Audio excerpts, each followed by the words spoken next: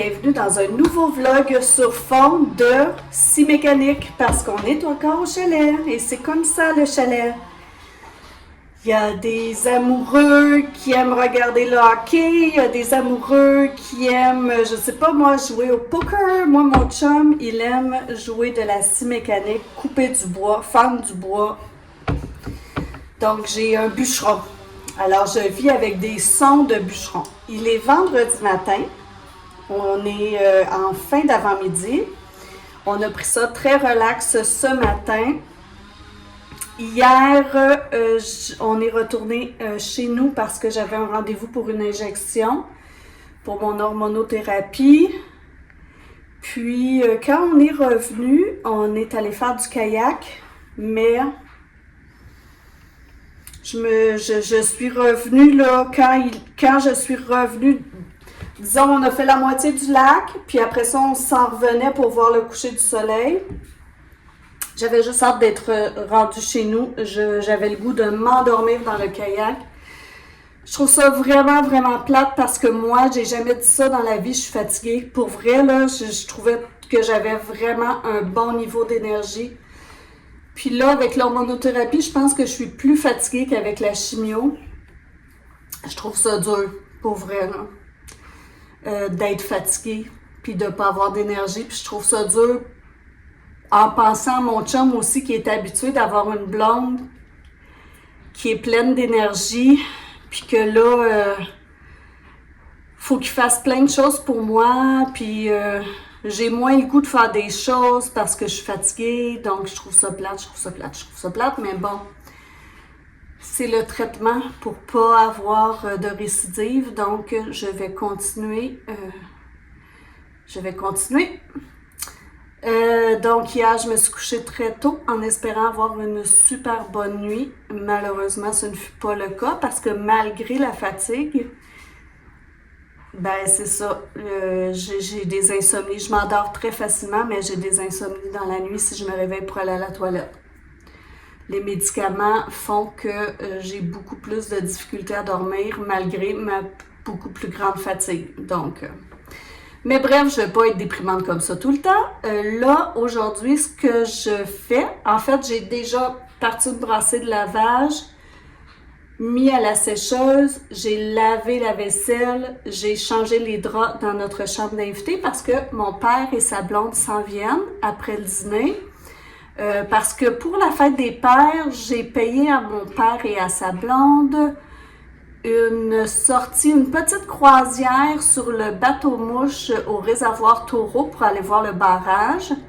Donc, ils s'en viennent ici cet après-midi. Ils vont dormir ce soir et demain matin, on part pour la croisière.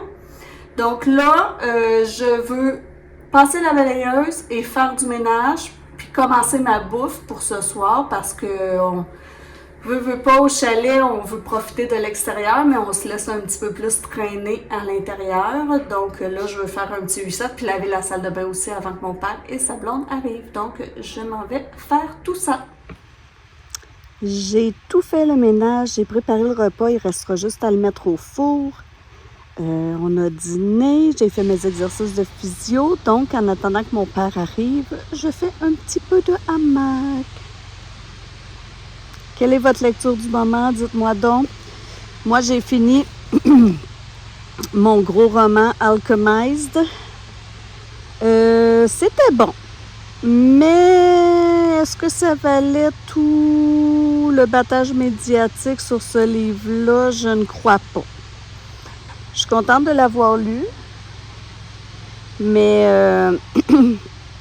c'est ça. Ça ne serait pas celui dont je parlerais le plus et qui m'a le plus touchée. Mais c'était bon, c'était pas très fantastique, c'était pas si fantastique si vous aimez pas tant ça. Arrêtez-vous pas à cause du fantastique parce que c'est pas tant que ça. Donc c'est ça, là moi, ma lecture du moment, c'est le soleil.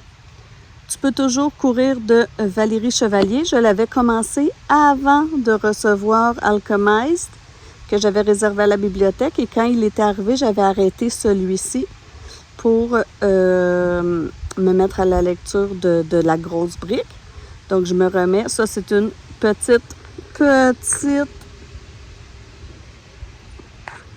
Ça, c'est une petite lecture ultra légère. Puis, je me suis apporté la suite parce qu'il me reste juste ça à lire. Je l'avais presque fini avant que mon autre livre arrive à la bibliothèque. Donc, j'ai apporté la suite. Puis après, ben, je pense que je vais les mettre sur Marketplace ou dans une boîte à livres. Alors, je me mets à ma lecture. Je viens de finir mon livre et de somnoler dans mon hamac. Je vais aller vous voir ce que fait je vais aller vous montrer ce que fait mon bûcheron. J'arrive à un mauvais moment. Il était en train de se parler tout seul, ce qui est mauvais signe. Est-ce que je vais pouvoir vous montrer? Mauvais moment, ça ne marche pas comme il veut. Donc, je vais aller faire du montage.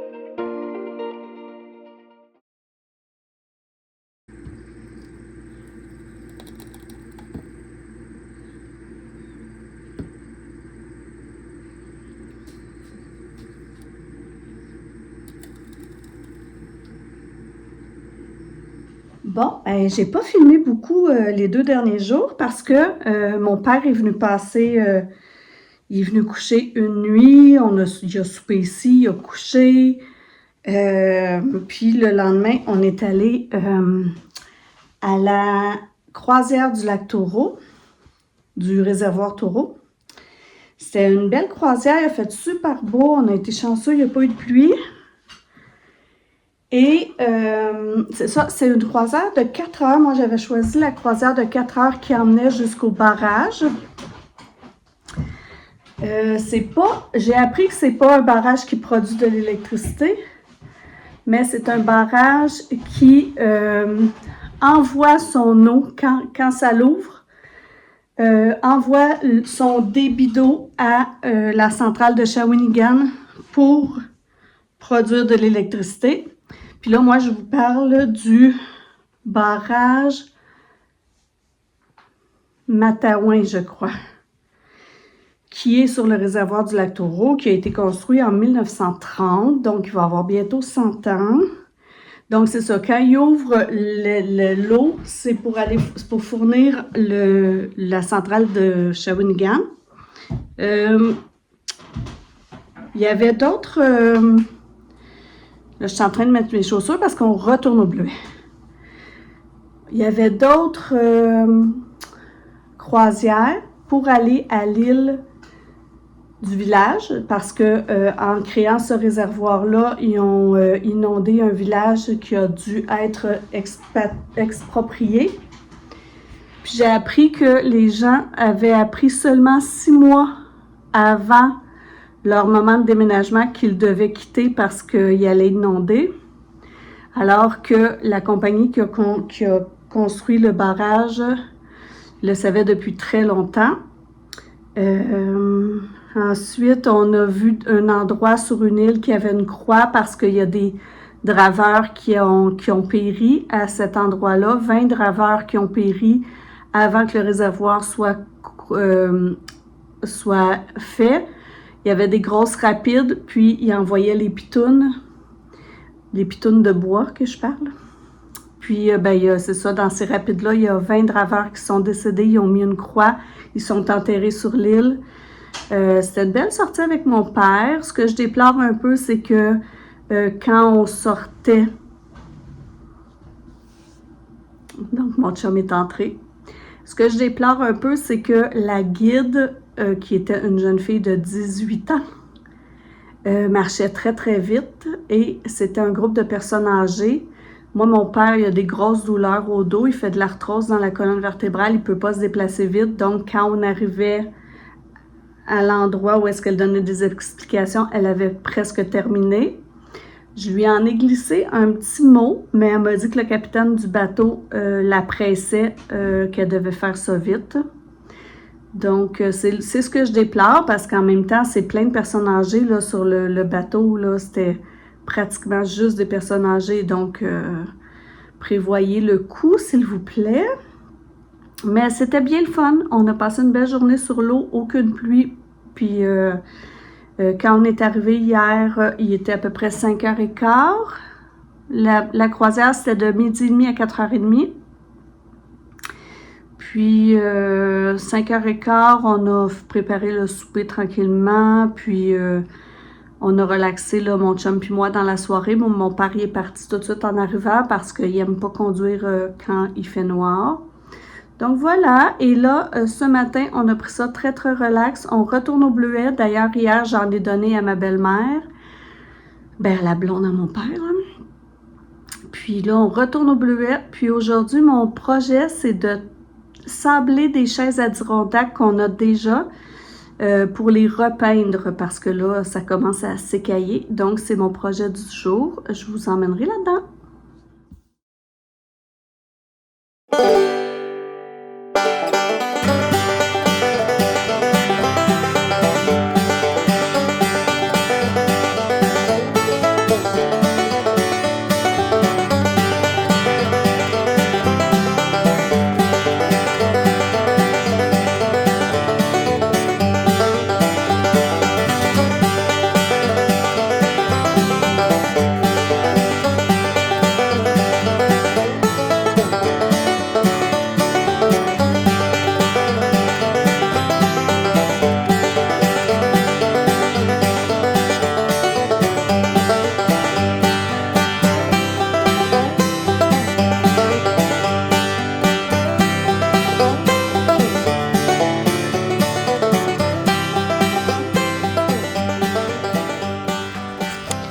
Je m'en vais lire au lac.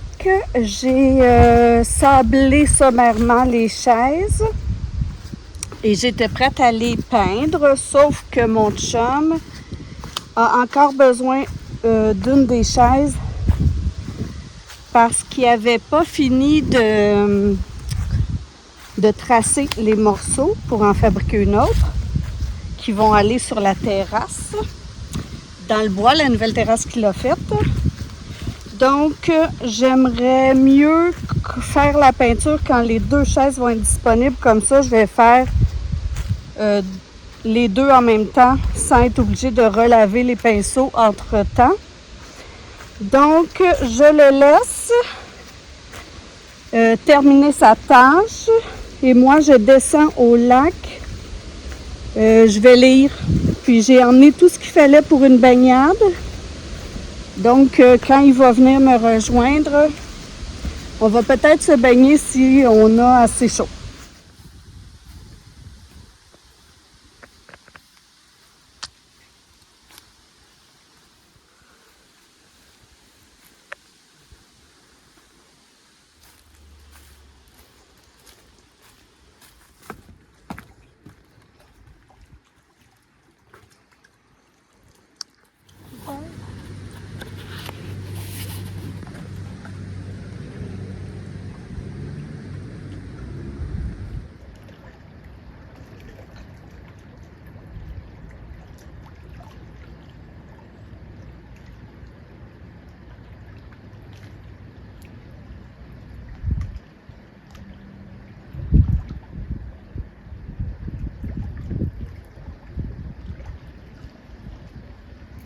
Il boit un petit peu d'eau.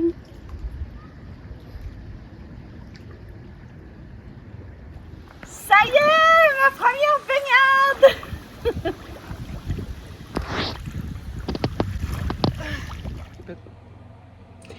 Pendant que je vais faire notre souper, j'aurais le goût de vous faire part d'une grande... comment je pourrais dire ça? Une réflexion profonde qui m'est venue pendant que j'étais sur le quai. Depuis quelques jours, lorsqu'on est sur le quai, il y a toujours une famille de canards qui passe près de nous. Puis, on en a compté 8 petits bébés canards et la maman. Puis, aujourd'hui, pendant qu'on était au quai, il y a un seul petit canard qui est passé, un bébé. Il était tout seul. Puis malgré que je suis restée là sur le quai pendant à peu près, je sais pas, peut-être 2 heures, la famille n'est jamais passée. Puis le petit canard, il est resté comme un bon bout de temps là près du quai. On dirait qu'il attendait, qu'il cherchait. Il a fini par partir. Puis là, je demande à mon chum, j'ai pas mis ma protège, je suis désolée. Je demande à mon chum, je dis, est-ce que tu penses que la maman canard va se rendre compte qu'elle a perdu un bébé? Il dit, je sais pas. Il dit sûrement que oui. Parce que j'ai dit, si elle se rend compte qu'il lui manque un bébé, ça veut dire que d'une manière ou d'une autre, elle sait compter. Tu sais, je veux dire, il y a un certain dénombrement si elle se rend compte qu'il lui en manque un. Je sais qu'elle compte pas 1, 2, 3, 4, 5, 6, 7, 8, là, c'est pas ça que je veux dire, mais il y a quand même une logique mathématique, un dénombrement qui se fait en quelque part, parce que si la maman, elle a 2 bébés, c'est facile de voir qu'il en manque un. Mais quand elle en a 8, de se rendre compte qu'il en manque un, ça veut dire qu'elle a comme été capable un peu de compter. Alors là, j'ai une grosse interrogation. Puis, je me demande s'il y a des spécialistes des oiseaux parmi vous qui pourraient répondre à cette question-là. Pensez-vous que la maman canard va se rendre compte qu'il lui en manque un? Puis si oui, pensez-vous que ça veut dire que d'une certaine manière, elle est capable de faire du dénombrement? Tu sais, je sais pas, là, ça peut être par des sons, par des appels qu'elle entend, qui en manque un, je sais pas, mais comment elle fait pour savoir qu'il en manque un si elle sait pas compter? Donc, pour ça, je me dis que veut pas, il y a une certaine forme de dénombrement qui se fait si elle s'en rend compte. Bref, hein, c'est ça les vacances que ça fait. Passer du temps au chalet. Si j'étais chercheur, peut-être que j'aurais envie de pousser plus ce sujet-là puis que je ferais une découverte importante, on ne sait pas. Mais je suis pas chercheur. Donc, c'est juste des petites interrogations qui me sont passées comme ça par la tête parce que quand on a plus de temps, ben on a plus de temps pour réfléchir. Est-ce que ça donne quelque chose? Je sais pas. Mais bref, ouais, dites-moi, qu'est-ce que vous en pensez? Et là, je fais mon souper. Très facile, je fais une petite salade parce qu'il fait chaud puis qu'on a une salade à passer.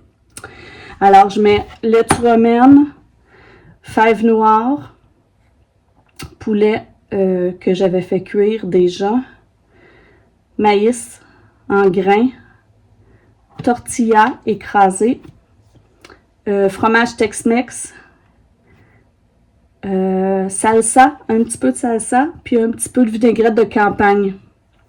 Voilà ce que je fais pour notre repas ce soir. Très, très simple. Notre récolte du jour. Je m'en vais peindre mes chaises Adirondack pendant que mon chum va découper les formes de la nouvelle chaise dans les planches qu'il a faites hier avec les stencils qu'il a fait hier. Donc, moi, je voulais savoir, est-ce que vous aimez ça, les projets comme ça, des projets de bricolage, retaper un meuble ou petit traîneau, là, fabrication de quelque chose? Est-ce que c'est votre style? Est-ce que vous aimez ça ou vous laissez ça aux autres? Mais moi, j'aime ça de temps en temps. En fait, j'aime pas ça quand c'est une obligation. J'aime ça le faire parce que ça me tente. Fait que là, je m'en vais faire ça. Est-ce que vous venez avec moi?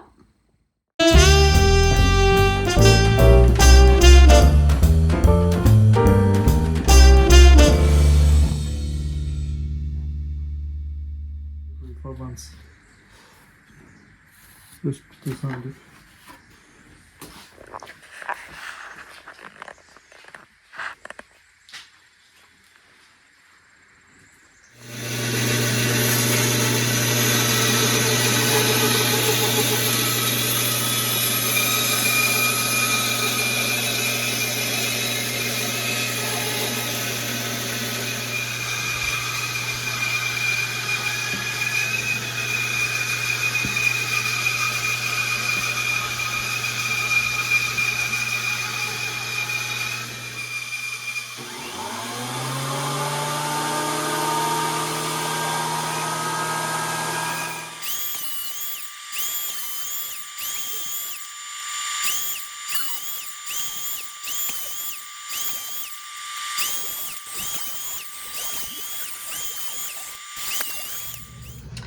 Le temps passe tellement vite au chalet, c'est fou. On vient de finir de dîner, il est 3h10. On était dans le garage en train de travailler.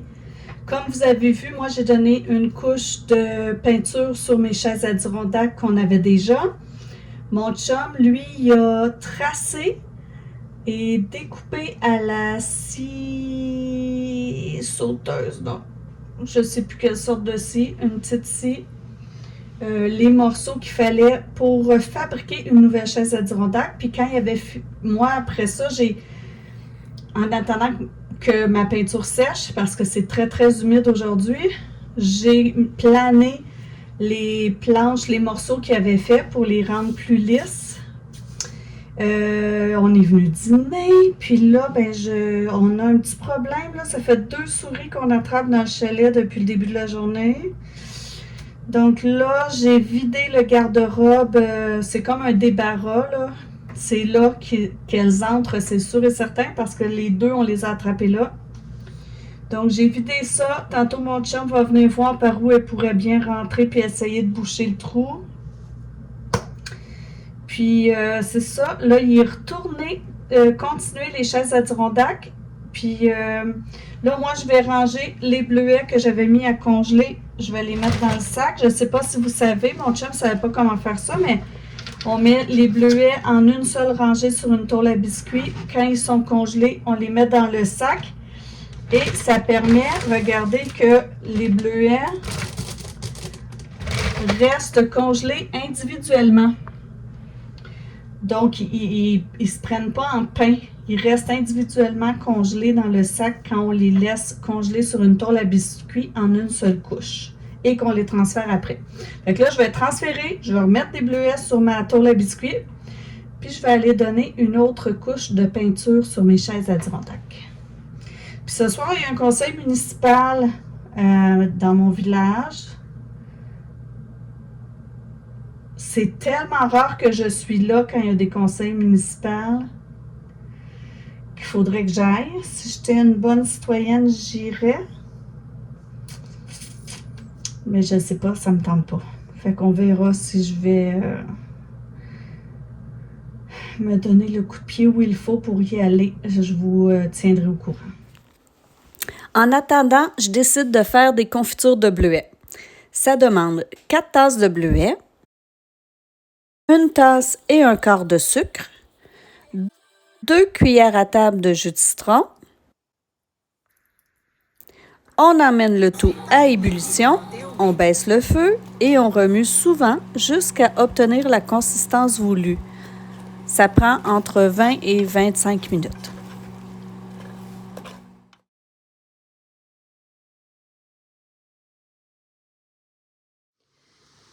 Bon, je commence ça raide ce matin en vous disant que je suis vraiment... Ça m'écoeure, là. Depuis hier, on a attrapé 7 souris dans le chalet. Oh, cette année, ça fait notre 18e année qu'on a le chalet. On n'a jamais eu de souris dans le chalet. L'automne passé, on en avait eu, une ou deux. Non, peut-être 4. On avait fait le tour du chalet, on avait bouché plein de trous. On était sûr qu'on avait réussi à boucher le trou parce que ça avait arrêté de rentrer. Mais là, hier, 7, ça m'écoeure, là, ça m'écoeure. Ou comme vous dites les Français, là, les Françaises, comme vous dites, je suis deg. Ça m'écoeure, pour vrai. Donc là, mon chum, il est en train d'essayer de trouver, parce qu'on est presque sûr qu'elles arrivent dans la salle de bain. Donc, il y a un trou là, c'est sûr et certain. On va essayer, là, il est en train de défaire quelque chose pour essayer de voir s'il y a un trou derrière, pour essayer au moins de boucher l'accès à l'intérieur du chalet, puis après ça, il va falloir trouver il est où l'accès extérieur du chalet par lequel elles entrent. J'haïs ça, faire ça, là. Je trouve que une souris, ça peut entrer dans un trou de 6 mm. C'est pas gros, là, 6 mm. Puis quand on a un vieux chalet qui a été bâti il y a... nous, ça fait 50 ans, avec des... Tu sais, c'est pas une... Le monsieur, il a construit ça, là, tout seul, là. C'est pas un entrepreneur, donc c'est pas bâti à l'eau à la perfection. Ça fait du longtemps que tu m'écoutes? Donc, c'est ça. Je disais que c'est pas un chalet construit par un contracteur, puis fait professionnellement. Donc, des petits trous, il y en a beaucoup. Et ça m'écoeure d'être obligé de faire ça. Je trouve que c'est une perte de temps. Puis en plus, c'est pas satisfaisant parce qu'on sait jamais si on a vraiment trouvé le trou, tellement ça peut être un tout petit trou. Donc, bref, mon chum, il commence à essayer de réparer le problème, trouver le problème. Et je voulais vous dire que même si ça m'écoeure, il y a des belles choses qui arrivent aussi.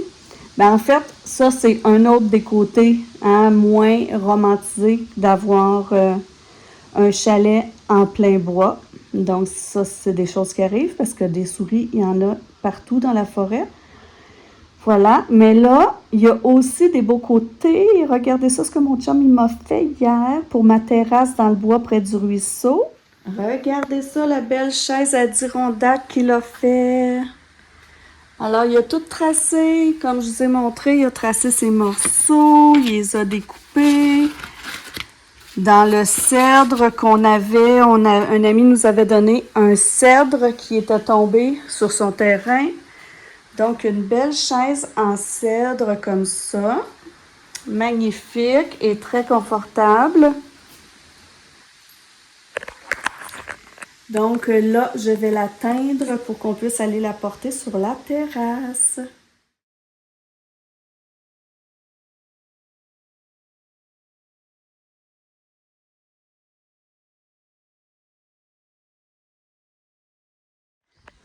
Alors, ce matin, je vais piger mon cadeau de fête dans la casquette. Puis, mon chum, il m'a dit que si j'aimais pas le cadeau que j'avais pigé, j'aurais le droit de le changer si je le battais la prochaine fois à double série parce que ça arrive pas souvent. Alors, je pige.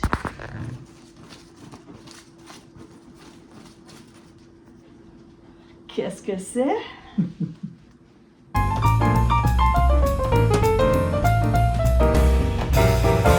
Mangeoire à oiseau, il